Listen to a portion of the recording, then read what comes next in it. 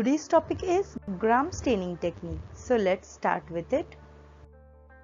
Let's start with short introduction. Now gram staining. Gram staining is a universal staining technique. It is used for classification and identification of microorganisms, especially bacteria. Now this gram staining technique was discovered by Hans Christian Gram in 1884, and later on many scientists tried to modify this technique, but Hucker and Kahn's modification is the best one. Now this gram staining technique is used to stain bacterial cells, and bacterial cells are of two types, gram positive and gram negative, and this classification of bacteria depends upon the property of a cell to retain or lose the primary stain after treatment of the decolorizing agent. So let's see gram staining in detail. Now let's see what are the requirements. The first one is a clean grease-free slide, bacterial cell suspension, nichrome wire loop, primary stain that is crystal violet, mordant that is grams iodine, decolorizing agent that is 95% alcohol, here we use 95% ethanol, and the last one is counter stain that is basic fuchsine or safranin. Now let's see gram staining procedure. First of all, take a clean grease-free slide. Now take a slide, wash it properly with detergent, air dry it and pass it 2 to 3 times through Bunsen burner flame and you will get a clean grease-free slide. Now make a smear using nichrome wire loop. Here we use nichrome wire loop because nichrome is a metal that heats up fast as well as it cools down fast, so it will save our time in sterilization. So here we use a nichrome wire loop to make a smear. After that, air dry and heat fix. After heat fixation, first of all, we are flooding it with our first stain that is crystal violet for 2 minutes. After 2 minutes, wash the slide with water. Then apply grams iodine for 2 minutes. Further, after 2 minutes, treat the slide with decolorizing agent that is 95% ethanol. Then wash the slide with water and further flood the smear with a counter stain that is basic fuchsine or safranin. After 2 minutes, wash the slide and observe under oil immersion. This was the procedure of gram staining. Now let's see observation. The first observation will be cells stained with crystal violet appear violet color and are gram positive cells. So if we observe violet color cells, then that cells are gram positive cells.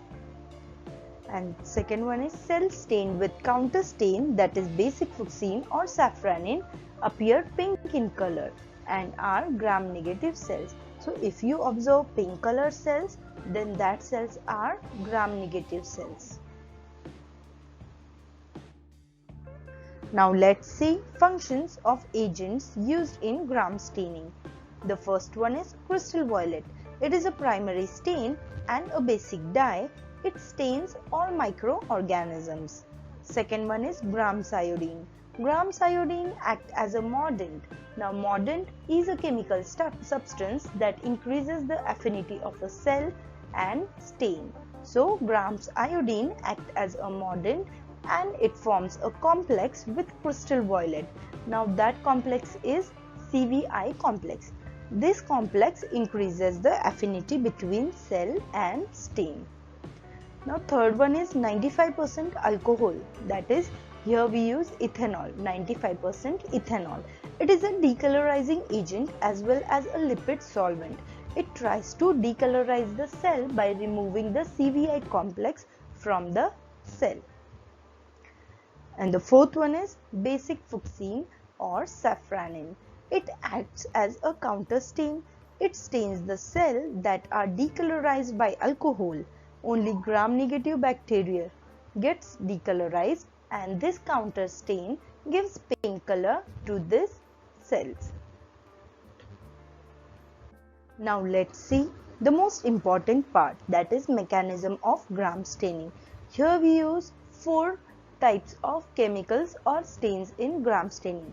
The first one is crystal violet, second is grams iodine, third is 95% ethanol and basic fuchsine. Now first of all, we stain cells with crystal violet and the cells get violet color.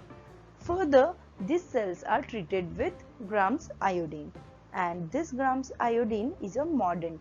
It increases the affinity of cell and stain by forming CVI complex.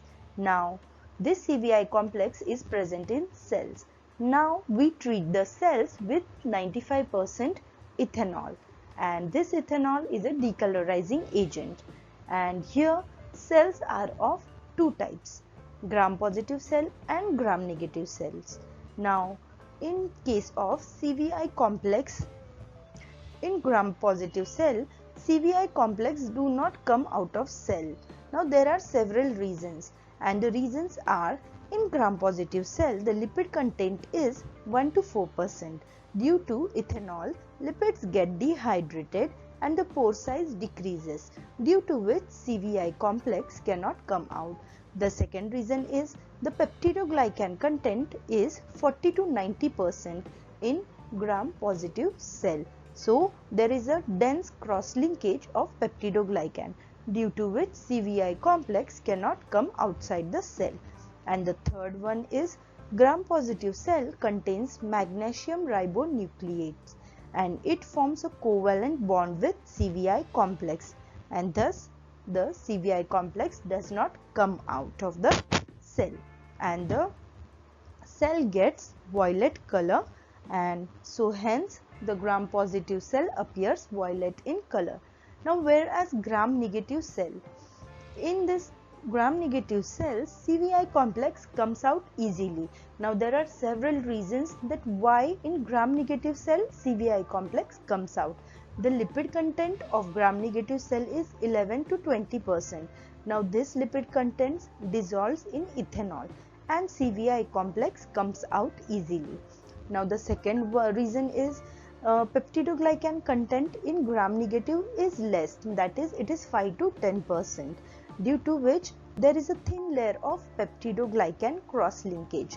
So a CVI complex comes out easily. And the third reason is gram negative cell lacks magnesium ribonucleate, so CVI complex comes out easily. Thus cells takes the counter stain, that is basic fuchsine, and gram negative cells appear pink in color. So here gram positive cells appear violet in color and gram negative cells appear pink in color. I hope you understood this gram staining mechanism. Now let's see applications. Gram staining is a basic technique used for identification and classification of cells. It is a useful technique in diagnosis of causative agent for a clinical infection. Third, it is also helpful in studying morphological characters of cell. See some examples of gram positive and gram negative bacteria. Gram positive bacteria are Bacillus, Staphylococcus, Streptococcus and Micrococcus, whereas gram negative bacteria are Pseudomonas, E. coli, Salmonella, Shigella, Proteus and Xanthomonas. Thank you for watching my video. If you like my video, please like, share and subscribe to my channel. Thank you.